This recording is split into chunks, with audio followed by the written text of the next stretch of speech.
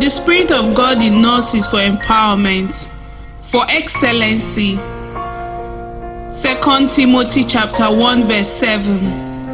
For God has not given us the spirit of fear, but of power and of love and of a sound mind.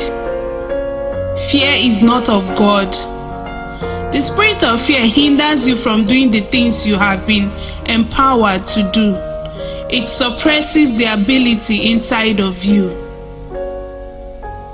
Not only that the Spirit of God in you is for empowerment, it is also a spirit of love.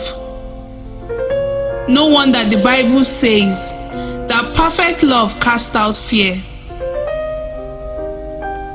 In you also is a spirit of a sound mind. A sound mind is able to take appropriate action when the occasion arises. A sound mind makes sound decisions. Don't let your mind be troubled. John chapter 14 verse 27. Peace I leave with you, my peace I give unto you. Not as the world giveth, give I unto you. Let not your heart be troubled, neither let it be afraid.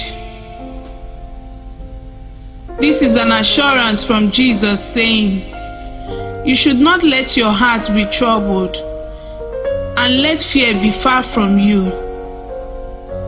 If you allow them, they will distract you from your focus.